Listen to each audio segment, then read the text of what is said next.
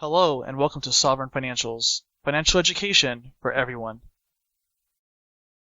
Hi guys, welcome back to Sovereign Financials Easy Money episode number 2, where we provide financial education for everyone. Today we're going to talk about why the Tesla price is currently crashing, why it was not added into the S&P 500, as well as stimulus programs and a possible new bill that is entering the Congress right now to try to give everybody a bank account directly with the Federal Reserve, which we find very interesting. So the first thing we want to bring up is obviously Tesla has had this huge explosive growth over the past year. It's up 800% in the past year. It's up 400% year to date, just astronomical numbers. And it seems like everybody and their grandmother is currently jumping in on the Tesla bull run. The first thing we want to to point out here, though, is follow us on Twitter, guys. If you haven't been following us, we're at Sovereign Financials or Sovereign Finance. Without the E, where our name's a little too long for Twitter. But check out our Twitter. Please subscribe. We put out pretty good information and much more timely tweets than we can make videos for. So if you check out our Twitter, you can see that on September 1st, we had a shoeshine boy incident. And the whole idea of a shoeshine boy is, if you go back to JFK's father, supposedly, he would go get his shoe shined, and when the kid there, back in the day, was 10 years old kind of thing, they'd be shining his shoes, said, hey, there's this really hot stock that you should buy, go and invest in it. That's when he kind of knew that stock was at its peak, and then he would go and sell it and make some money. So our shoeshine boy incident that we had it's actually August 31st. It was posted one day late. We had someone come up to us and they're like, hey man, look, Tesla keeps going up, look at this here, and they're showing us their phone, and I put all my money in Tesla. And we're like, all of it? You put all of your money in Tesla? And he gave me a big smile, yeah man, I put all my money in Tesla, right? First of all, it's never good to put all of your money in any single investment ever. That's a terrible idea, number one. Number two is that kind of just shows the euphoria that's around Tesla right now. Everyone's seeing this graph just go straight up, massive gains. Everyone's putting all their money in, and you don't have a top until everybody has all their money in, and then there's nothing left, and then the bubble kind of pops and comes back down. Usually, it's a little different if the Fed's printing money, but that's usually how it goes down. That was our incident that we had on August 31st. With that being said, he did convince one of somebody else that we were with to start putting all his money in Tesla. So maybe not at the top quite yet. But with that being said, let's pull this graph here that we have of Tesla, and you can see that over the past year, it's just had this massive gains. But then from August 31st to now, Tesla has dropped 34%. So unfortunately for our shoeshine boy, has lost a ton of money in this past week. And if the other guy that was with us ended up putting his money in Tesla, he's has some pretty significant losses too. But who knows if that's going to be the top or not. The reason why we say that is because not everybody's put all their money in Tesla yet, kind of thing. But it sure does feel like a top. Now, if we pull up this website here, so Tesla's been going up pretty significantly. Supposedly, it's been profitable over the past 4 quarters. We're going to get into that in a minute, and that is one of the requirements to get into S&P 500. But what happened was the Tesla was not added to S&P 500, and then Tesla's stock price dropped by 21%. Everyone assumed it's going to get added to S&P 500, all these index funds will start buying it, and then it's just going to continue this parabolic rise up. So this is an article on the Wall Street Journal, why Tesla was left out of the S&P 500.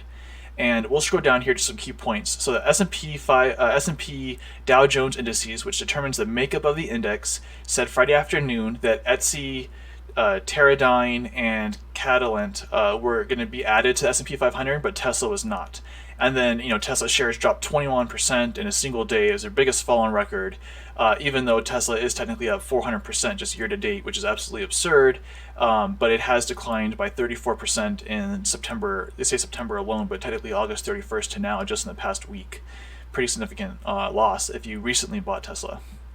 Now, let's come on down here. So this is the thing that we want to talk about first. So Tesla is not a profitable company. Okay, it makes electric cars, it sells them, and they lose money on that business. And any company that continues to lose money will eventually go bankrupt if they can no longer get more debt from the banks or issue more shares and people buy them. Now, there's been multiple banks that are no longer giving Tesla loans. But with that being said, Tesla, they can just issue more stocks. Actually, they're issuing another $5 billion worth of shares, and people will buy them up. So Tesla's not going to have a money problem in that regard for a little while. But what they're doing is right now the government comes in on companies, on automakers, and says hey GM, you're only making 5% electric cars, and we want you to make 20% of your cars electric. But if GM only makes 10% electric cars, then the other 10%, they have to go to an automaker that makes more electric cars than their quota, and they have to buy something called EV credits from them. So Tesla only makes electric cars, so they're way beyond, let's say 10 or 20%, for just as an example, of the government quota they're given. So that all the other cars they make above that quota, they get to sell EV credits, other EV regulatory credits, to companies that are not making as many electric cars. And this is the only source of money right now that Tesla is the only reason why Tesla is actually making any money right now.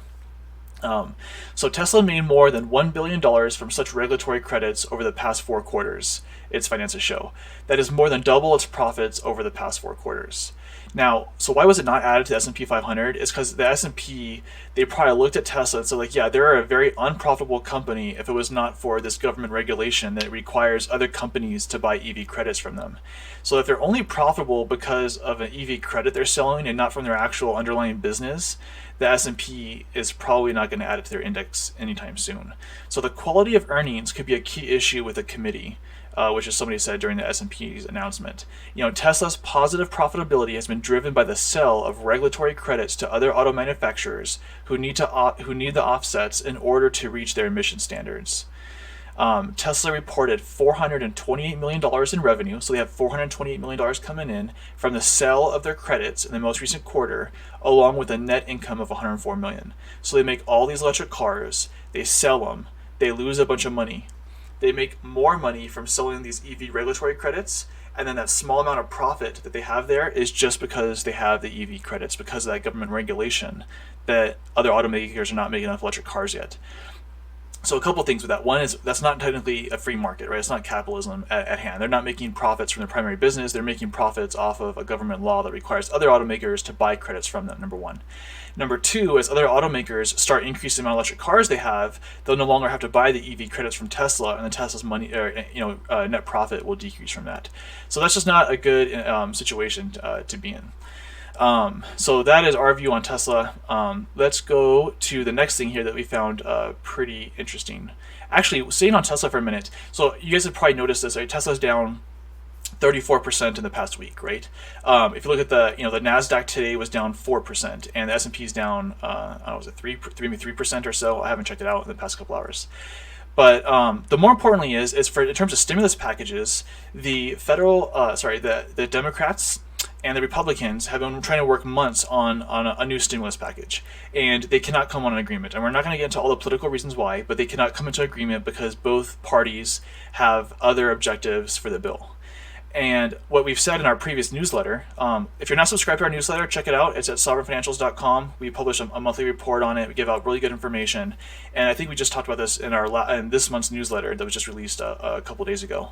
So if right now they're not coming to an agreement on a stimulus package for the people, and what we said in our newsletter was that if we have another large correction in the stock market, that is when we believe the Republicans and Democrats will finally come to an agreement and will finally get another stimulus package. So the stock market's been going down, I think just for 2 days now or so, but we think that if we continue to have a couple more days of declines in the stock market, we'll bet some money on the fact that the Democrats and Republicans will probably vote on another stimulus package and get it passed. It's kind of funny because they don't really care about job losses, which are still like at record numbers of unemployment, unless if they just care about the stock market, and they think the stock market is an exact reflection of the economy. Whereas if you go outside, like restaurants are operating at 25%, like a little bit of outside capacity. There's not a whole lot of volume. People aren't really spending. There's tons of people that are still unemployed. The general economy is still kind of in the trash. And what the Congress is really going to use to determine what they feel like the economy is doing is the stock market, which is not the right thing to do. But that's what we put our money on. If the stock market keeps going down, then you can expect another stimulus package to come. All right, so here is a very interesting bill. So this is a bill that's just entering Congress. It's S3571, and they are going to call this the Banking for All Act. Now, there's something called modern monetary theory, and basically, I'm going to just dumb this down real quick. It basically says that the government can take out as much debt as it needs and print as much money as it needs, and no problem, there won't be any inflation. It's good for everybody. Now, if you look at Venezuela, if you look at Zimbabwe, if you look at Argentina, right, that is not the truth at all, right? And there's some other arguments where you say the reserve currency. You can print a lot of money. Being the reserve currency of the world, the U.S. can print a lot of money without having inflation. but it'll come home to roost, and we will have inflation from that. So the Banking for All Act, this act is going to create the digital dollar and digital wallets. And let me give just a quick overview, and then I'll just go through a couple parts of the bill. Basically, for MMT to work is, let's just go over the problem first. So the Federal Reserve has been begging the U.S. government. So the Federal Reserve, the law, they're allowed to buy debt from the government, but they're not allowed to directly print money and give it out to people.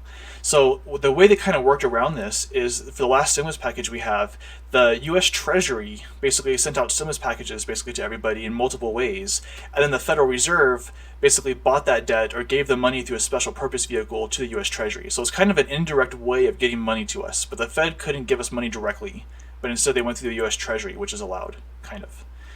So what the Federal Reserve has been doing, they've been begging the U.S. Treasury and the government to say, please, please, please give more money to the people, and then we'll reimburse you for that money, because this is still not looking good. We're still having too much deflation currently. And with the Feds and Democrats, the Democrats and the Republicans not being able to come to an agreement on a new stimulus package, basically we haven't gotten any more money, even though the Fed really wants us to get more money.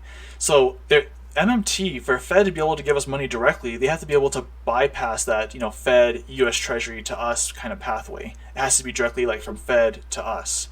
And I think this is the first step into full direct MMT. So in this act, the purpose of it is they're trying to create it so that every single U.S. citizen is going to have a bank account with the Federal Reserve directly. And what's going to happen is the banks that, like our current local banks like B of A or Chase, will be our middleman for this. So the Federal Reserve is trying to get us all bank accounts directly with the Federal Reserve. That'd be phase 1 of MMT. Phase 2 is going to be they're going to have to change the Reserve Act, or just, or do it some other way, where the Federal Reserve, since now you have a bank account with the Federal Reserve, the Federal Reserve will automatically just throw some money into your account anytime there's a crisis, or maybe just on a universal basic income basis, everybody gets $500 a month, period, from the Fed. Or maybe it's just a way that every time there's a crisis, they can just put some money in your bank account. So this Banking for All Act, if we take a look at it here, they have the digital dollars, which means dollar balances consisting of digital ledger entries recorded, yada, yada, yada. It doesn't really matter. But digital dollars, digital wallets, and then you read this whole thing here. But this is like the meat and potatoes. So all Federal Reserve banks shall no later than January 1st, 2021, that's just a couple months away if this bill passes, make digital wallets available to all residents and citizens of the United States and to businesses domiciled in the United States. Basically, everybody's going to have a bank account with the Federal Reserve directly. Now, they're going to make banks give this service out, right? Because banks already have relationships with almost everybody as it is, in the U.S. anyways, And what they're going to have is that banks are going to, for these Federal Reserve accounts, they're going to have to give you debit cards, online access, automatic bill pay, mobile banking, basically all the normal stuff that banks already give you. Because remember, the Federal Reserve right now cannot just directly give you money. But if they're starting to give you debit cards and automatic bill pay and all this other stuff, they're setting these accounts up. Which, if you look down here, it says they're going to be called Fed accounts. They're just going to set up these Fed accounts so they can give you money and then you can spend it directly into the economy, right? That is MMT, money printing. That's like direct MMT and money printing. Like I said, they're not allowed to do that. This is the phase 1, set up the bank accounts. Phase 2 is make it so they're legally allowed to do it by probably changing the Federal Reserve Act, or maybe if there's a big enough crisis, everyone's kind of put a blindfold on and let the Fed do it. So we really think that this is the kind of the end game for the dollar. The dollar's basically Federal Reserve, bank accounts are everybody, print tons of money, lots of money gets in the economy. Then you start seeing pretty high inflation, try to inflate the debt away. If you remember in our Easy Money episode number 1, we kind of said this is kind of stuff like this is coming, and that you really, besides your emergency fund, probably have to get out of cash and into assets and sound money, because that's going to be the only, if we actually see the inflation from this stuff, that's going to be the only thing that saves you. So that is it for today, guys. Thanks so much. Really, if you appreciate it, if you just like and subscribe to our channel here on YouTube. Please subscribe to us on Twitter. That's where we put out more content on a regular basis there. Again, that's Sovereign Finance on Twitter. I'll put a link down below too. And then if you like our content and you want to subscribe to our monthly newsletter, it's sovereignfinancials.com. Thanks, guys, and we'll see you next time.